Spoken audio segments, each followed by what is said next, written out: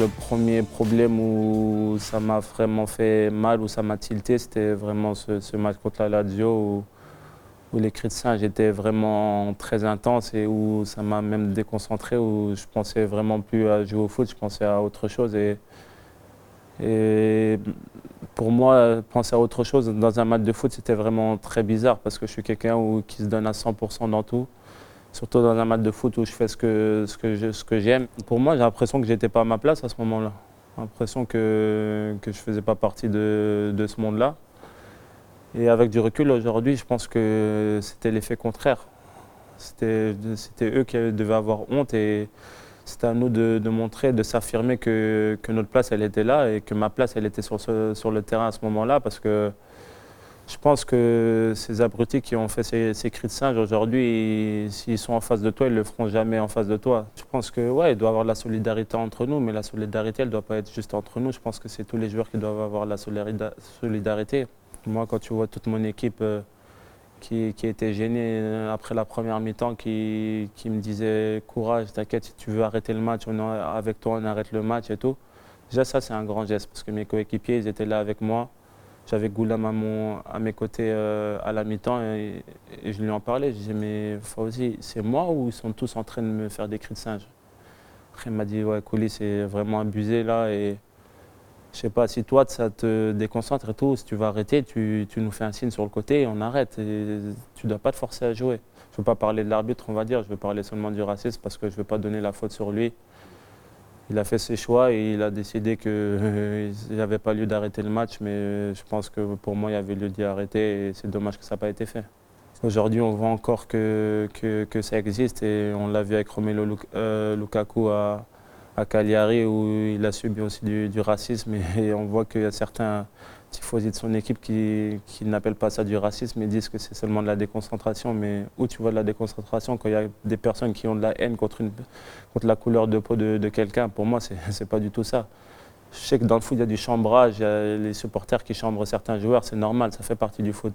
Mais de là, d'avoir de la haine contre la couleur de peau d'un joueur, je pense que ça, c'est pas du tout du chambrage, c'est vraiment de la discrimination et vraiment, on va dire, un manque de respect par rapport à la personne et la couleur de peau. Et j'aimerais bien les voir, eux, être discriminés comme nous, on l'est par rapport à des cris de singe.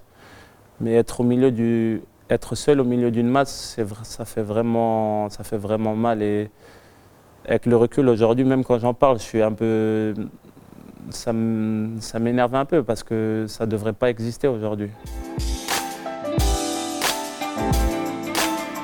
Et je pense qu'en quittant le football italien, je pense que c'est leur donner raison. Et moi, j'ai envie de vraiment leur donner tort et j'ai envie de leur montrer que ceux qui doivent partir, c'est eux et pas nous. Nous, on doit rester là, montrer qu'on est une communauté qui est forte et qui doit combattre ce racisme-là. Je pense qu'il y a des mesures qui existent déjà, mais après, je n'ai pas vu encore je sais pas, des points retirés ou des gens qui sont bannis de stade parce qu'ils ont discriminé certaines personnes. Et ça, ça me désole vraiment. Je pense qu'il devrait avoir un exemple.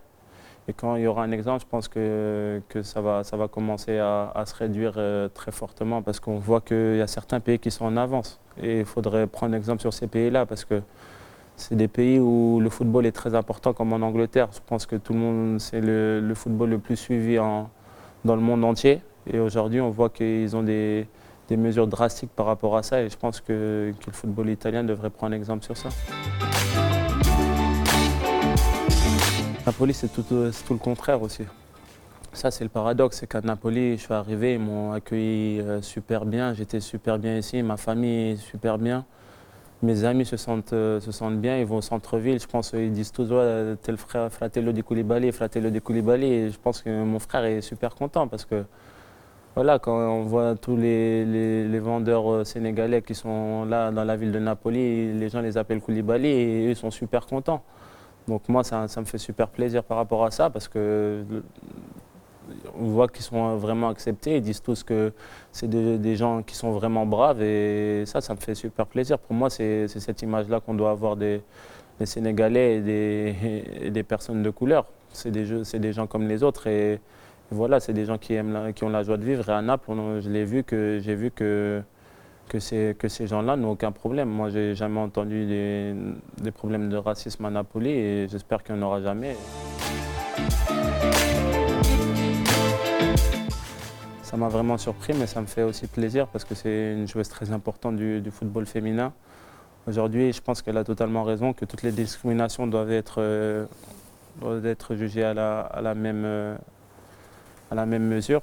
Parce que voilà, aujourd'hui, il y a des gens qui sont musulmans, qui sont chrétiens, qui sont athées, comme il y a des gens qui sont blancs ou noirs ou bronzés, ou comme il y a des gens qui sont homosexuels ou pas, ou hétérosexuels. Je pense que chacun fait ce qu'il veut. Tant qu'il, on va dire, il piétine pas sur l'espace vital de l'autre, il y a pas de haine à avoir contre quelqu'un. Moi, je suis musulman, je suis noir, donc je pense que à Napoli, dans le vestiaire, il n'y a personne qui me dit tu ne dois pas prier à cette heure-ci ou tu ne dois pas faire cela.